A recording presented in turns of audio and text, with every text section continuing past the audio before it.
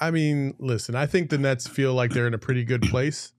They have, all the Suns draft picks, it feels like.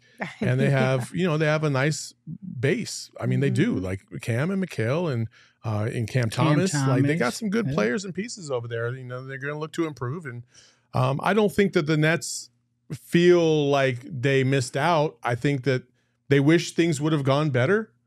But now they've moved on, and now they're looking towards the future. And I think they feel pretty optimistic of where they can go as a franchise. So I wouldn't say all is lost there at all. Can I say something about that? Sure. We're talking about the Nets. Nets made a good trade, and they have a bright future, like you said. I'll tell you right now, if the Nets couldn't get Kevin Durant back, Devin Booker, and Bradley Beal, they'd do it right now. They would. They would. If you told the Nets, give me back all those picks, and you get these 3 guys, they would.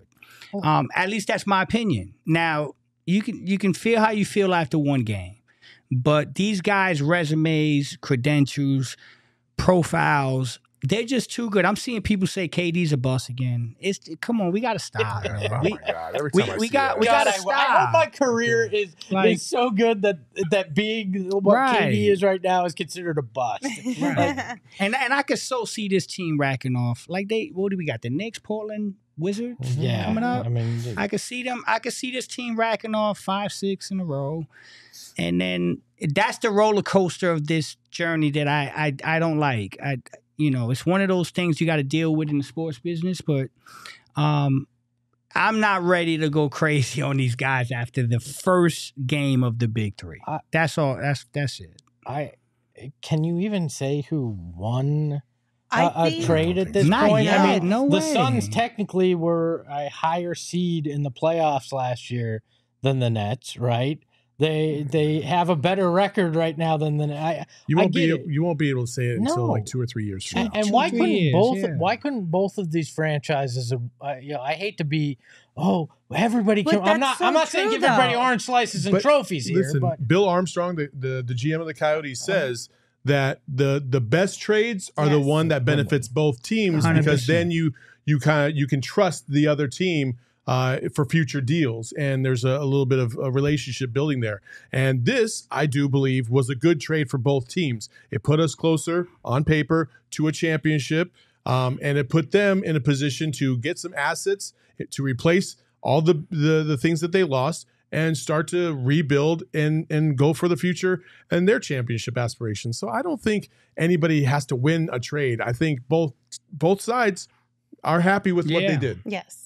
And I think the Nets can be excited because they've got a good base and they've got a lot of up-and-coming picks that could be really big time for them. And they can see a good future ahead of them. And the Suns, if you want to stay positive, you can say the exact same thing. The Big Three is back. They're going to build chemistry, and they could have a good future in the near future ahead of them as well. Well, and I think it's as simple as this, right? If you took KD and Beal off this team, you put the Twins back with Book. Are they a championship team this year? No. Absolutely not. They probably don't even have a chance. But you put KD and Beal on this team, and if it clicks, you do have a chance. And that's the simple math to me, with it, because really that's the goal right now. Matt Ishbia decided all in is his approach to start this, and that's what they're going for. And they're in a much better situation to try to do that, I think, with the moves that they've made than they were if they had stood pat. They'd be a very nice team with, potential in the future. But I've lived through enough potential in this town, and guys that don't live up to it, or teams that never fully reach it in terms of youth or whatever. I'm in for this approach, even if there's bumps. And also, I think there is we've talked about it so many times before, but listen, I've seen this story before where you have the guys that you love because, they're good people and they do all these things and you want to root for them. And I get it. I totally get it. You're investing in these players because you want to invest in the people that they are. I totally get it. But, it hasn't worked out for the Suns. It just hasn't. They haven't. Every time they made a big trade, or let me say the 2 biggest trades that they've made, Barkley and then getting Chris Paul, they've gone to the finals. And I'm okay with it. Like, take a chance. This is what everybody wanted. When we looked at this 5 years ago, 6 years ago, we're like, man, we got to get Devin Booker some help. Man, we got to get Devin Booker some help. Otherwise, he's going to leave us. All this stuff.